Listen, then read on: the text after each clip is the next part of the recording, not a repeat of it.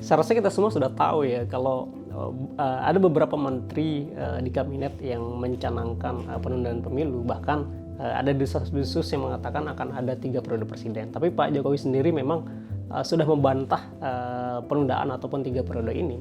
Tapi kalau misalkan kita sedikit berandai-andai, apa ya kira-kira jadinya kalau misalkan Pak Jokowi itu benar-benar memiliki niatan untuk melanjutkan 3 periode.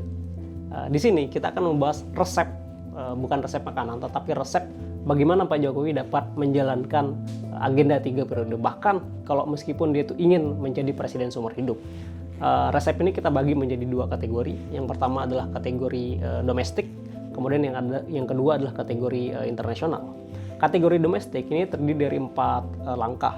Yang pertama, Pak Jokowi itu perlu yang namanya itu mencutkan partai politik. Ini pernah dilakukan oleh Pak Harto di Orde Baru ketika partai itu difusi menjadi 3. Yang pertama itu PDI, P3, kemudian Golkar. Kenapa fusi ini perlu dilakukan? Ini untuk melakukan konsolidasi kekuasaan politik. Karena kalau partai itu terlalu banyak,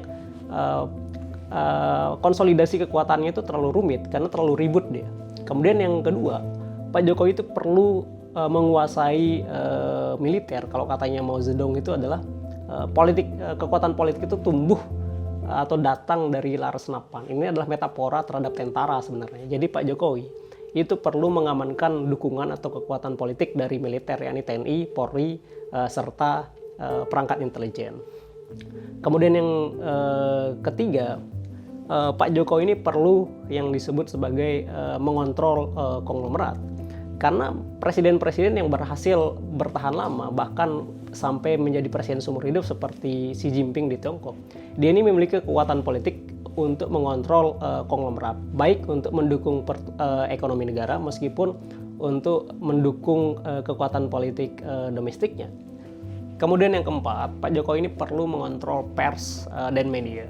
Presiden-presiden besar dalam artian dia ini mampu bertahan lama, memiliki power yang begitu besar seperti Pak Harto, Putin, dan Xi Jinping.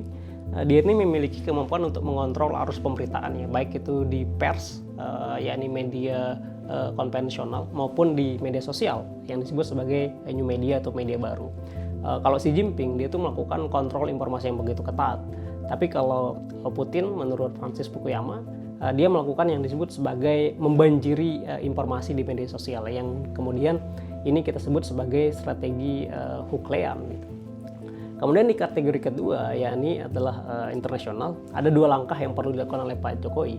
Pertama, Pak Jokowi itu perlu memiliki hubungan yang dekat terhadap kekuatan negara-negara adidaya yang menurut berbagai akademisi politik, kekuatan negara adidaya atau kekuatan global itu berada di 3 negara saat ini. Yang pertama adalah Amerika Serikat, Tiongkok, kemudian Rusia. Sehingga Pak Jokowi perlu dekat dengan Washington, Beijing, dan Kremlin.